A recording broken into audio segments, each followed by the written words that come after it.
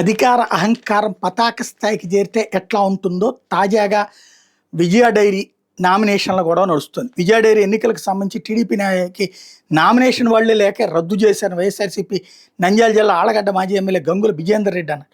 అధికారం ఉంది కదా అని ఒక డిఫాల్టర్ అయిన భూమా జగత్ విఖ్యాత రెడ్డిని చైర్మన్ చేయాలని చూస్తే ఊరుకోబోమని శుక్రవారం మీడియా సమావేశంలో హెచ్చరించారు.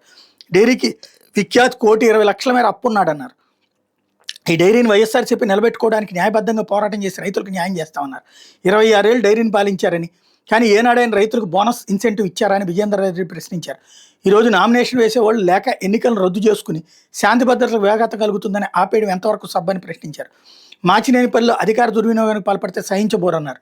విజయ dairy chairman SV Jaganmohan Reddy మాట్లాడుతూ కేవలం పోలీసులతో ఒత్తిడి తీసుకొచ్చి ఎన్నికలను ఆపేశారన్నారు. ఆళ్లగడ్డలో జగత్ డైరీ ఎప్పుడైతే మొదలైందో విజయ డైరీ పతనానికి శ్రీకారం చుట్టారని, పాలన్ని జగత్కి తరలించారని ఆరోపించారు. తాను చైర్మన్ అయ్యాక విజయ డైరీ టర్నోవర్ 180 కోట్ల నుంచి 360 కోట్లకు చేరిందన్నారు. 5 ఏళ్లలో రైతులకు 25 కోట్ల బోనస్ ఇచ్చామని చెప్పారు. డిఫాల్టర్ని చైర్మన్ చేసి తద్వారా విజయ డైరీని పతనం చేసేందుకు కుట్ర చేశారని ఎస్వి ఆరోపించారు. ప్రైవేట్ డైరీ పెట్టుకుని విజయ డైరీలో మెంబర్ కావాలనుకోవడమే పెద్ద తప్పు అన్నారు. డైరీ ఆస్తులను తాను కబ్జా చేశానని నిరూపిస్తూ తన ఆస్తులని రాసిస్తాను, లేదంటే రాజీనామా చేస్తామని ఎమ్మెల్యే అఖిల ప్రియకు ఎస్వి సవాల్ విసిరారు.